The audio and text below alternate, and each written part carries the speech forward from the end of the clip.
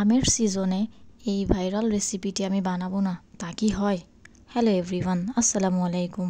প্রথমেই চুলায় একটি পাত্র নিয়ে নিলাম, সেখানে 1.5 লিটার দুধ জালে বসিয়ে দিয়েছি।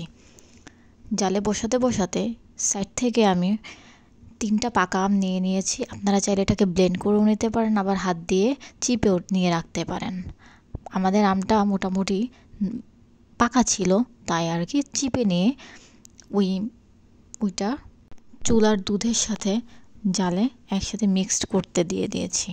এখন চামচ দিয়ে কিছুক্ষণ নাড়াবো, প্রায় 20 or 25 মিনিটসের মতো নাড়াবো। নাড়াতে নাড়াতে যখন টেক্সচারটা ঘন হয়ে আসবে, এরপরে একটা সুন্দর কালার চলে আসবে এবং সুন্দর একটা স্মেলও চলে আসবে। And please ignore my background, okay.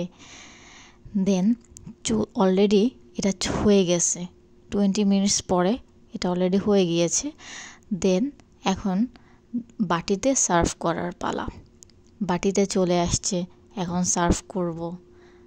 Serve করেছি, এখন সুন্দর একটা স্মেল বের হইতেছে।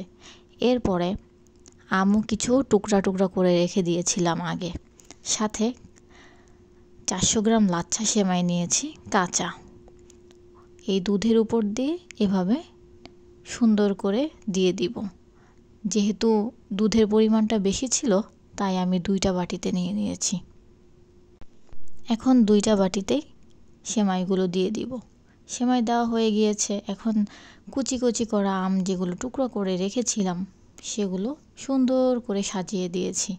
দেখতে খুবই সুন্দর লাগতেছে। এটা খুবই ভাইরাল একটা রেসিপি, আম দুধ দিয়ে লাচ্ছা সেমাই।